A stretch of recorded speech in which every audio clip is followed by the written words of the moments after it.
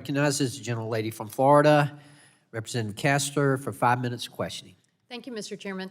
Ambassador Reagan, thank you for your devotion to hardworking American families. You recently said that one of the biggest challenges facing our nation is man-made pollution that damages our air, our water, our land. Not only is this pollution a major threat to public health, but it's pushing our planet to the brink. I agree. Pollution and the resulting climate crisis they're driving up the cost of living for all Americans. Back home in Florida, you know, skyrocketing electric bills because of gas price spikes.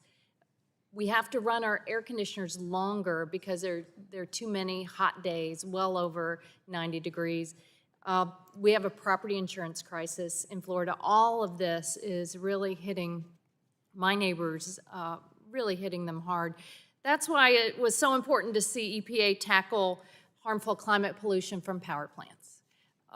Last year, I led a letter to you from about 100 of my Democratic colleagues that urged EPA to finalize the strongest possible carbon pollution standards for power plants, and at the same time encouraged the engagement with workers and unions and frontline communities. So I want to say thank you for delivering. Last month with the agency's historic rules to cut pollution from existing coal and new gas plants, as we do all that we can to help lower the cost and deliver cleaner, cheaper energy and a more resilient electric system all across the country. Administrator, my Republican colleagues continue to ignore the cost of the overheating climate. And they assert that clean energy is at odds with grid reliability. They'd have us believe that we need to burn more coal and rely on dirty energy sources to keep the lights on, just as we started in the 1800s. What is EPA's policy on new innovations like energy storage and solar that can help the U.S. deliver cleaner, cheaper energy to power communities when it's needed? We encourage it, and we believe that we've designed flexible regulations that encourage innovation, whether it be looking at how we control methane, using satellite data, robotic dogs. We're using the most technologically advanced equipment to detect these leaks and reduce the pollution. When we look at innovative technologies like carbon capture and storage, we believe that it's within reach, and many are using it. Some are using it right here, right now, today. The idea is for the agency to be agnostic, to be technology neutral, but to promote the latest and greatest technology that provides the best public health benefits and environmental protection to this country. And that's what we've done through our congressionally mandated authority. And it's pretty remarkable. Over time, we're not importing energy as much as we used to.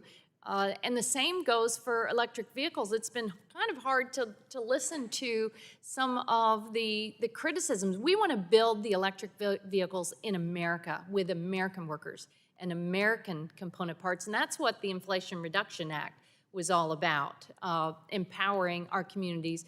And so many of my Republican colleagues, their communities are benefiting from these huge investments in whether it's the battery plants or the EV plants, and the future is bright. It's not without stops and starts and challenges like anything, but I think it's an exciting future. And the same goes for the recent announcement on Solar for All. You know, when the Democratic-led Congress passed the Inflation Reduction Act, we intended to help put money back into the pockets of our neighbors back home through cleaner, cheaper energy. And I already mentioned the high electric bills back home in the so-called Sunshine State, largely because the regulators there and the politicians have kept us hooked on gas. Meanwhile, we have abundant free resources from the sun. So thank you very much for following through on what we intended through Solar for All. What do you say to communities that want to tap these resources? How do they find out about them? Well, they can go to EPA.gov, and we've got it prioritized on our website. Solar for All is such an awesome program, $7 billion. It's going to help over 900,000 families access cleaner, more affordable energy. As you know, that this program is targeted towards low-income families, and we project that it'll save low-income Americans $350 million annually. This is $350 million going back into the pockets of people that need it the most without pollution. And so, listen, I think that to the point you just made, domestic manufacturing of batteries and solar panels and high-tech vehicles, we can own the future. We will own the future. We want them to be American jobs, designed here through American ingenuity, and not be reliant on China. There's a global competition out here, and quite frankly, this administration and some of these regulations are putting us in a position to be globally competitive and globally superior. Thank you very much. I yield back. Gentlelady yields.